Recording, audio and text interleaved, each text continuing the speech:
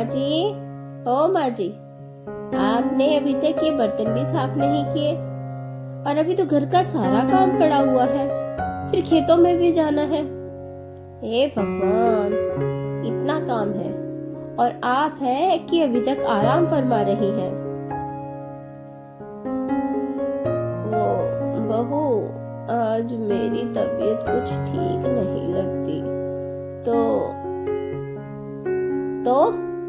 तो क्या माँ जी, घर का ना सही खेतों पर तो जा सकती हो। उठो और खेतों में ही रहना और फसलों की देखभाल करना। और हाँ, मैं आपका खाना रिंकू के हाथ भिजवा दूंगी, परेशान कर रखा है।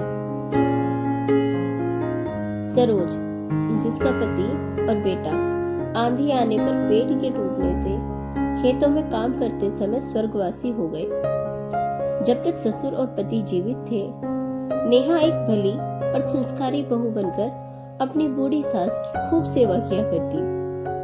लेकिन उनके गुजरने के बाद जैसे गिरगिट रंग बदलता है, वैसे ही उसने भी अपना असली रंग दिखाना शुरू कर दिया। वो अपनी बीमार सास से घर का सारा काम कराती और साथ ही खेतों का भी सारा काम करने के लिए भेज दिया करती और उसे वो बहुत परेशान किया करती। खेत में आने पर सरोज खेतों में बनी झोपड़ी के बाहर एक चारपाई पर बैठ जाती है और बोलती है, हे भगवान, जब तक मेरे पति और बेटा जीवित थे तब तक तो नेहा इतनी भली थी, लेकिन अब ना जाने उसे क्या हो गया है, क्यों ऐसा बर्ताव करने लगी है। काकी, राम राम। क्या बुदबुदा रही हो? अकेले अकेले कुछ हमें भी बता दो। कुछ नहीं बेटा रजनी। रजनी बचपन से ही सरोज के खेतों में काम किया करती थी और सरोज से काफी स्नेह भी रखती थी। रजनी देखती है कि सरोज को तेज बुखार है। हाय दैया, काकी, तुम्हें तो बहुत तेज बुखार है। रुको, हम अभय तुलसी को काढ़ो बना देता है, कछु आराम मिलेगो। रजनी सरोज को तुलसी का काढ़ा बनाकर देती है, जिसे पीकर सरोज थोड़ा ठीक महसूस करती है। फिर वो रजनी से कहती है, बेटी, तू मेरा कितना ध्यान रखती है। छोटी सी थी जब से तू मेरे पल्ले बंधी है। क्या करूं काकी, मैं तो तुम्हें में अपनी माँ दिखाई देता है। सरोज रजनी को खूब दुलार करती है। तभी रिंकू अपनी दादी के लिए खाना लेकर आता है और दवाई भी। दादी, ये लो, खाना खाकर दवाई ले लो, अब जल्दी ठीक हो जाओगी। ये दवाई मैं माँ से छुपा कर लाया हूँ, वो देखती तो मुझे बहुत डांटती। बेटा, तुम्हें ऐसा नहीं करना चाहिए था। अपनी माँ को बिना बताए तुम्हें दवाई नहीं लानी चाहिए थी मेरे लिए। अच्छा, अब तुम जाओ और घर जाकर पढ़ाई करो। थोड़ा आराम और खाना खाने के बाद दवाई लेने से सरोज के शरीर में थोड़ी स्फूर्ति आती है और रजनी के साथ फसल में लगी खरपतवार को हटाने लगती है। अरे काकी, जय का लगत है दवाई असर कर गई। सरोज और रजनी खुदाई कर रही होती हैं कि सरोज की कुदाल किसी ठोस चीज पर पड़ती है। सरोज उसे निकालने की बहुत कोशिश करती है पर नहीं निकाल पाती।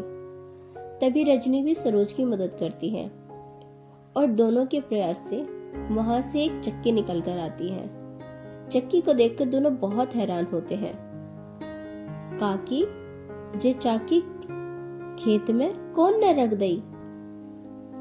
सरोज रजनी से चक्की साफ करने के लिए कहती है और साफ करते ही वो चक्की चमकने लगती है। कितनी सुंदर चक्की है, पर आज के जमाने में कौन चक्की से आटा पीसता है। और अब तो इन बूढ़ी हड्डियों में भी इतनी जान नहीं कि इस चक्की को घुमा सके। अचानक ही चक्की से आवाज आती है। मैं कोई आटा पीसने वाली साधारण चक्की नहीं, बल्कि जादुई चक्की हूँ। सरोज, मुझसे जो मांगना चाहती हो मांग लो, मैं तुम्हारी सारी इच्छाएं पूरी करूंगी। काकी, हमारे तो भाग खुल गए, अब तो तुम्हारा बुढ़ापो सुख से कटेगा। जादुई चक्की, तुम मेरी काकी को ठीक कर दो, इनकी तबीयत बहुत ही खराब है।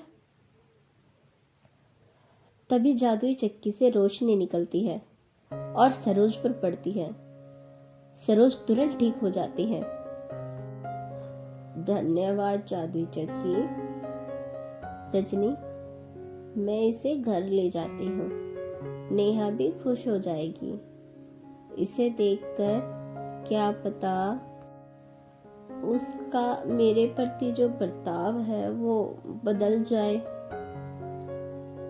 ना काकी, तुम घर मत जाओ, भौजाई जा पाके और परेशान करेगी तुम्हें। रजनी सरोज को घर नहीं जाने देती और खेत पर ही रोक लेती है। दोनों जादुई चक्की से अपने लिए बढ़िया खाना और बिस्तर मांगती हैं और दोनों खाना खाकर नरम नरम बिस्तर पर सो जाती हैं। 2 दिन हो जाते हैं, सरोज घर नहीं जाती तो नेहा को बड़ा गुस्सा आता है।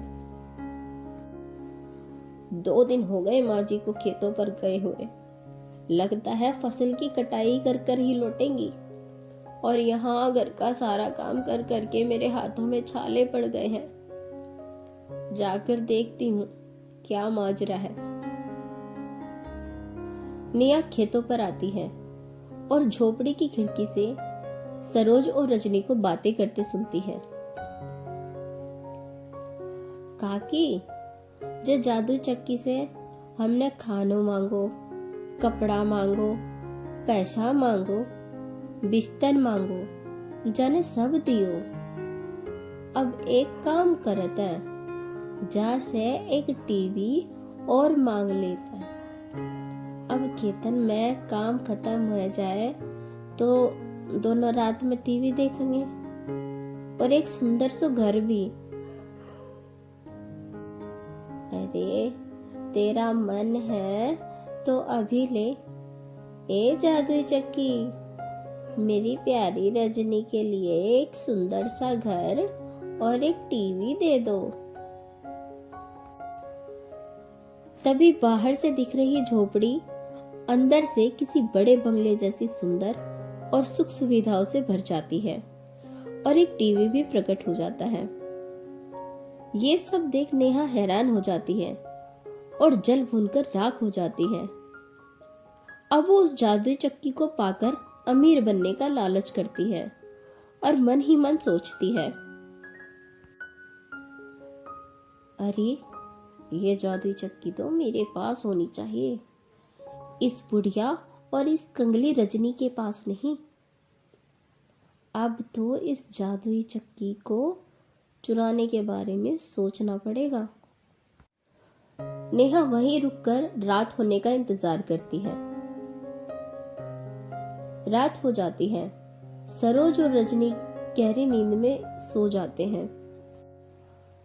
तभी नेहा अंदर आकर उस जादुई चक्की को चुरा कर ले जाती है और बोलती है, ऐ जादुई चक्की, मुझे इतना अमीर बना दे कि आसपास के 10 गांव में भी मेरे जितनी दौलत किसी के पास ना हो। तभी जादुई चक्की से ढेरों आग निकलने लगती है, जिससे वो बहुत घबरा जाती है और वो पूरे घर में उस आग से बचने के लिए दौड़ती फिरती है। कोई बचाओ, कोई बचाओ। और डर के मारे नेहा अलमारी के ऊपर बैठ जाती है। देखते ही देखते वो आग पूरे घर में फैल जाती हैं, जो पास खड़े रिंकू को नहीं दिखाई देती। पर अपनी माँ को इतना डरा देखकर वो जाकर अपनी दादी को बुला लाता है। सरोज और रजनी आकर देखती हैं कि नेहा अलमारी के ऊपर बैठी है और डर के मारे उसकी हालत बहुत ज्यादा खराब है। माँ जी मुझे बचा लो, बचा लो। रजनी तू बचा ले, ये आग तो बढ़ती जा रही है, मैं मरना नहीं चाहती माँ जी।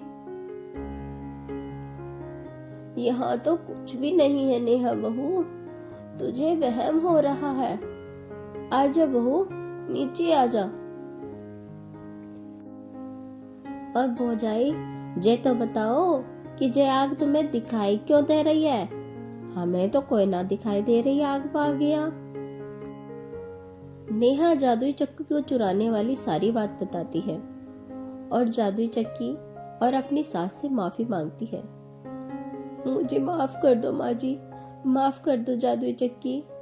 माँ जी, बाबूजी और इनके जाने के बाद मैंने बहुत कष्ट दिए हैं आपको, ये उसी का नतीजा है। मुझे आप माफ कर दो, मैं अब से आपके साथ मिलजुल कर रहूंगी। ठीक है बेटा, मैंने माफ किया। आजा, अब नीचे आजा तू। जैसे ही सरोज नेहा को माफ करती है, नेहा को आग दिखना बंद हो जाती है। अब वह सरोज को माँ की तरह मानकर उसका ख्याल रखती है और खेतीबाड़ी में भी सहयोग करती है। सरोज ने जादुई चक्की की मदद से रजनी की धूमधाम से शादी की। अगर कहानी अच्छी लगी हो तो लाइक करें, कमेंट करें, शेयर करें और हमारे चैनल को सब्सक्राइब करें।